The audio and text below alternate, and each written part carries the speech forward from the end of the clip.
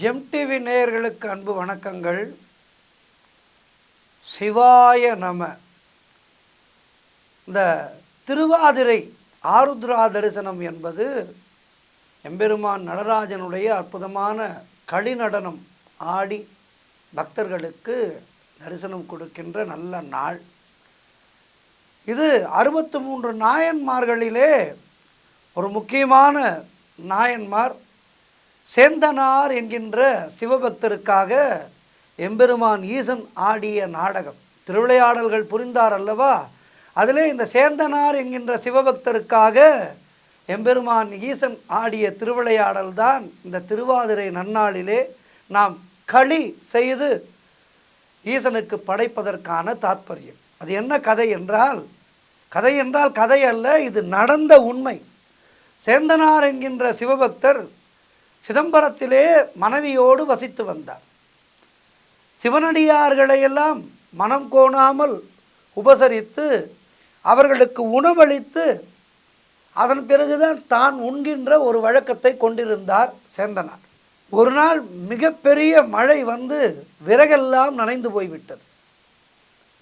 இந்த நேரத்திலே யாராவது அடியவர்கள் வந்துவிட்டால் அவர்களுக்கு எப்படி உணவளிப்பது என்கின்ற கவலையிலே அவர் இருந்தார்.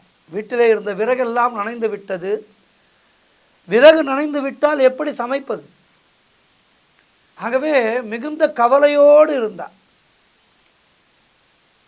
அப்படி கவலையோடு இருக்கின்ற போது சோதிப்பது தானே எம்பெருமான் ஈசனுக்கு வழக்கம். பல அடியார்களை அப்படித்தானே அவர் சோதித்தார். அதுபோலவே சிவபெருமான் எதிர்பார்த்து காத்திருந்தார், இவன் எப்போது நம்மிடம் சிக்குவான் என்று. அப்படி மிகச்சரியாக அந்த கொடும் மழை வந்து விறகெல்லாம் நனைந்து சிவபெருமானிடம் சிக்கிவிட்டார் சேந்தனார். மிகச்சரியாக அப்போது ஒரு சிவனடியார் வருகின்றார்.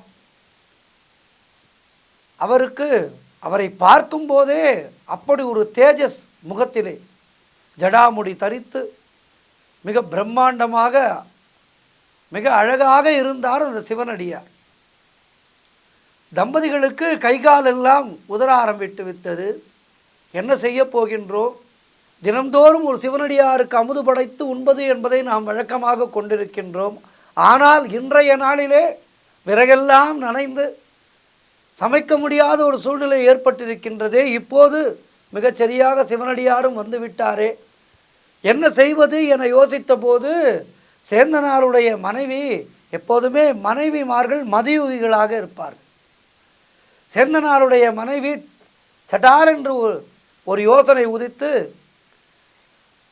அதன்படி செய்தார். என்ன செய்தார்?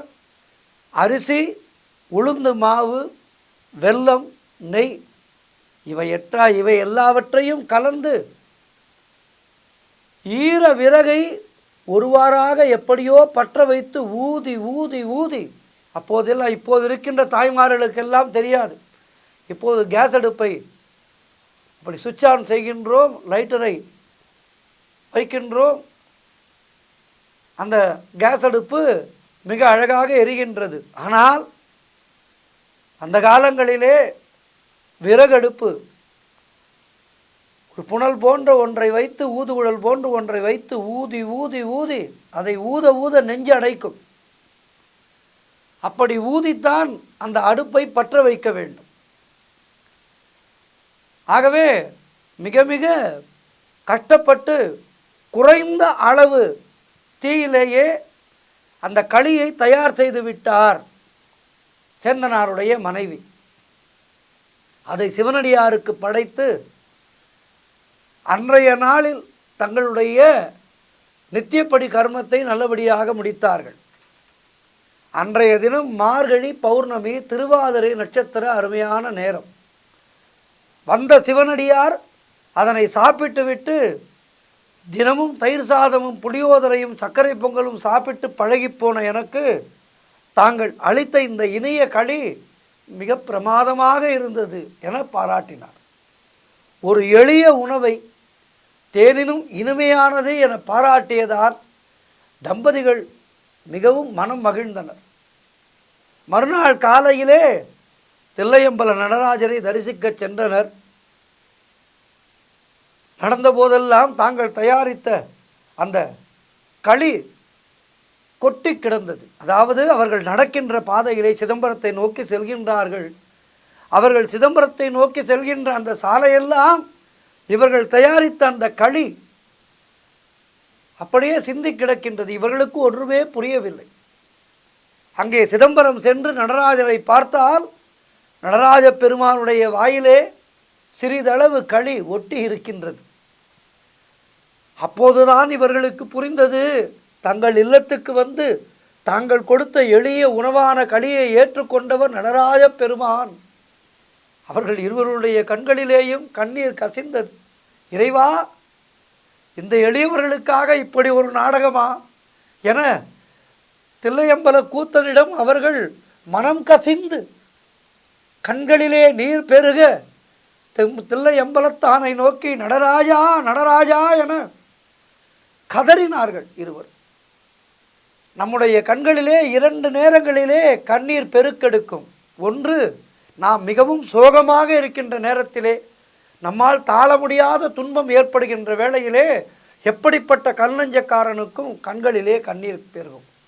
அதேபோல் நம்மால் ஏற்றுக்கொள்ள முடியாத ஒரு ஆனந்தம் ஏற்படுகின்ற போது நம்முடைய கண்களிலே நீர் சுரக்கும். அப்படி இவர்கள் இருவருக்கும் எம்பெருமானுடைய ஈசன் அவனுடைய கருணை நமக்கு கிடைத்து விட்டதே என்கின்ற ஆனந்த பெருக்கிலே அந்த தில்லையம்பலத்தானை பார்த்து அவர்களுடைய கண்களிலே கண்ணீர் கசிந்தது.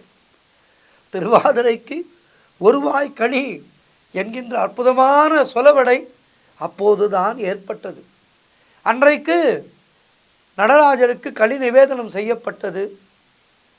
நடராஜ பெருமான் தான் அந்த சேந்தனாருடைய இல்லத்திலே சென்று களியமுதை சாப்பிட்டதை உலகறிய செய்து இனி வருடந்தோறும் திருவாதிரை நன்னாளிலே, மார்கழி பௌர்ணமி நன்னாளிலே எனக்கு என்ன செய்ய வேண்டும், களி அமுது படைக்க வேண்டும் என பக்தர்களுக்கு எழுந்தருளி அவர் சொன்ன அந்த சொல்தான் இன்றைக்கும் நாம் திருவாதிரை அன்று எம்பெருமான் ஈசனுக்கு களி நிவேதனம் செய்கின்றோம். எளியோர்க்கு எளியன் எம்பெருமான் ஈசன். அந்த ஈசனுடைய திருவிளையாடல்களை எல்லாம் நாம் இன்றைக்கு கேட்கும் போதே நமக்கு உடம்பு புல்லரிக்கின்றது என்றால் இந்த சிவனடியார்களுக்கும் அவர்களுடைய குடும்பத்தாருக்கும் எப்படி இருந்திருக்கும். பெருமான் ஈசனுடைய திருவிளையாடல்கள் எல்லாமே மக்களுக்கு நன்மை செய்வதாகத்தான் அமைந்திருந்தது. அந்த வகையிலே ஒரு எளிய பக்தனுக்கு அருள் செய்து தன்னோடு இணைத்து கொண்ட அற்புதமான நாள்தான் திருவாதிரை நன்னாள். இந்த திருவாதிரை நன்னாளிலே எளிய அமுதான இந்த களியை படைத்து எம்பெருமான் ஈசனுக்கு நிவேதனம் செய்து அதை நாமும் உண்டு களிப்புற வாழ்வோம். ஓம் நம சிவாயா, ஓம் நம சிவாயா, ஓம் நம சிவாயா, ஓம் நம சிவாயா.